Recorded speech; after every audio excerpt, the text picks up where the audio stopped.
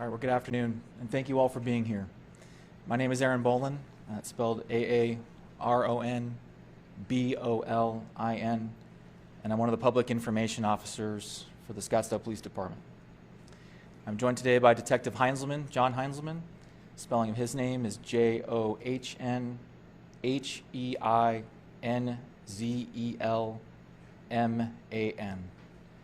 And today we're here to provide updated information related to the missing person case for 20-year-old Najib Jubi Monsif. We are heartbroken at the development of this case. It is not the outcome anyone in our community was hoping for. We all hoped Jubi would be found alive, in good health, and be able to be reunited with family and friends. Jubi Monsif was last seen in his home on September 23rd of 2021. He was reported missing to Scottsdale Police early that morning, which started a massive search effort to find him. As you may remember, he was an adult, but with autism and believed to have the mental capacity of an 8-year-old. His neighborhood was searched, as well as all surrounding desert areas and the canal immediately near to his home. When he was not immediately found, the search expanded and additional resources were utilized. Information was disseminated through social media and news media, and a silver alert was issued for him. Because of the media coverage, tips and potential sightings of Jubi poured in from across the valley and the state. Additional support came from the community, volunteers stepping up to help find him. And over the days and weeks that followed, Scottsdale Police received assistance from the Maricopa County Sheriff's Office, Arizona Department of Public Safety, the Central Arizona Project, and the FBI. Searches included the use of tracking dogs, air units, drones, and area searches by officers and deputies on foot, bicycle, and horseback. As additional time went by, other means of searching for Jubi included looking to the online gaming community that he participated in and examining electronic records on the devices and platforms that he used. Surveillance video was collected from the neighborhood and local businesses and also reviewed. No signs of Jubi were found on the videos that were collected. Last week, Scottsdale Police were notified that human remains were found at the Central Arizona Project pump station near Power Road and the Loop 202 Red Mountain Freeway. Those remains were forensically tested and were a DNA match for Jubi. There were no apparent signs of foul play. We want to offer our sincere thanks to all those who participated in the search for Jubi, and this includes the volunteers, his family, friends, our law enforcement partners, and the news media. I'd like to turn it over to Detective Heinzelman.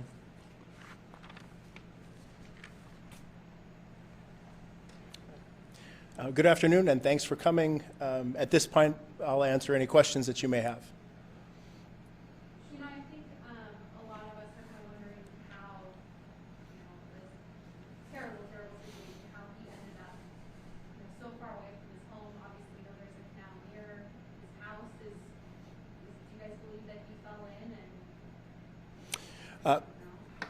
There's a couple of different thoughts. He had made some statements to his family the day before he went missing about how he would never see them again, or words to that effect. Excuse me. The canal that runs right behind Jubi's house is the extension of that canal is where his remains were eventually located. It's a CAP, or a Central Arizona Project canal, that runs the length of the desert area and ends or stops there at this pumping station that has different rakes and different implements to remove things from the water, quite frankly. And the distance is about 11 miles, but from where his house was and from where the immediate area where he was missing, that would be something keeping in consistency with what we thought had happened. One of the theories being that he actually went in the canal.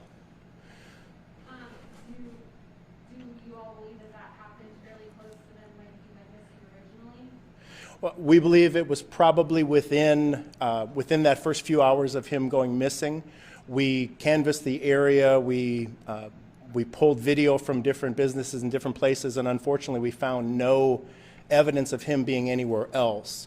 There are some gates that lead on to the canal property. This particular canal, as compared with a SRP canal, which is wide open and has jogging trails and things next to it, this one has a fence that runs along both sides, and over every bridge there's a gate and things like that. But in that particular area, by Via Linda and Frank Lloyd Wright, roughly where that canal crosses, there is a bit of a gap between the two fence panels that are chained together with the chain and a lock.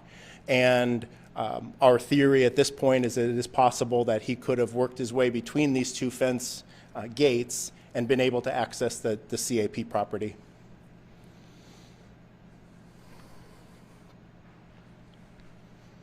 What was found on Jubi's devices and his online accounts? We researched all of Jubi's cell phone as well as his computer and all of his gaming systems. At this point, it's normal everyday conversation with family, for example, on his cell phone. He did not do much other social media. His gaming device had some friends and some people that he communicated with, but all those ended up being sort of, they just weren't any evidentiary value, just with the way that there was nothing specific from the day or the days prior other than communication with his brother. The only time he said you'll never see me again was to his family members. That's correct, yes. And that was the night before he was missing, or was it the night before he walked out of home? Right. The night before he went missing, he was playing. He had spent time with his mother at her house. He had told her words to that effect, that I'll be missing you. And then the evening prior to the morning where he disappeared, there was conversation with his brother George, and he had told George the same thing, that I'm sorry, I'll be missing you. He didn't elaborate any further, and when asked, he said, "Oh, never mind. It's not important." What day last week did you say that he was found? Last Tuesday afternoon, so a week from today, is when we were notified that the remains were found. Who was it that found the remains?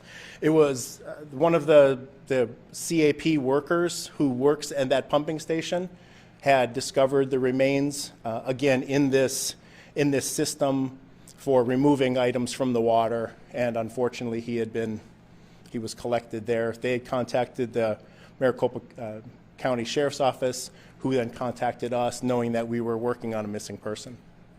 I know we interviewed you the last time, I think it was only the month anniversary of him going missing, and we talked a lot about closure being important for the family in this. Can you kind of talk about this? It's not the outcome anybody wanted, but it's at least an outcome. Right. It is an outcome. I personally have hesitated using the word closure. I've met with the family on a couple of occasions since we've made this discovery. The problem with it is it's an answer, but it's not the final answer. It is still a mystery as to how he got in there. We're only speculating that he was able to work the space that we thought he did.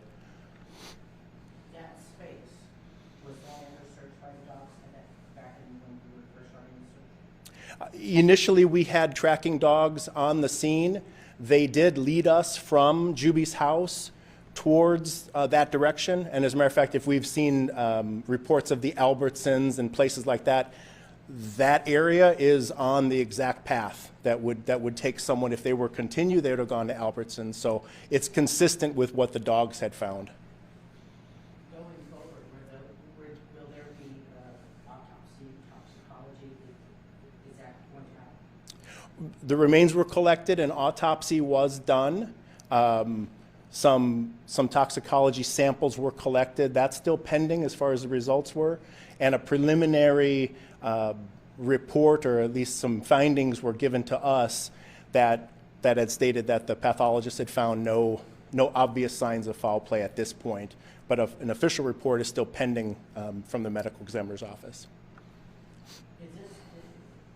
Does your investigation still keep going forward to try and find out what happened out in the canal? We here at the Scottsdale Police Department still have a few things that we're waiting for, some some more work that was being done, and we'll still continue that because, again, there is still a little bit. We're making a good educated guess that this is how it happened, but we'd still like, if we could certainly find some evidence on video or somebody's tip coming in that says they can give us a little bit more focused effort, we'd certainly take that.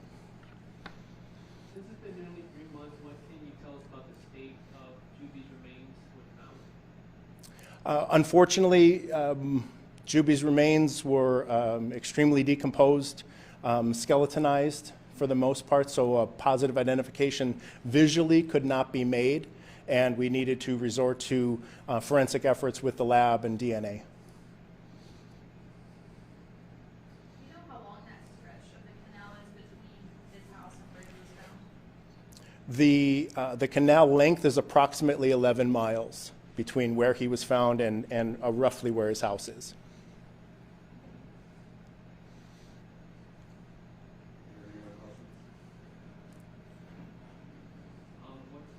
You had multiple conversations with the family since, and what's that been like for you? Because obviously you wanted to find Jubi healthy and safe, and they have been relentless in this search.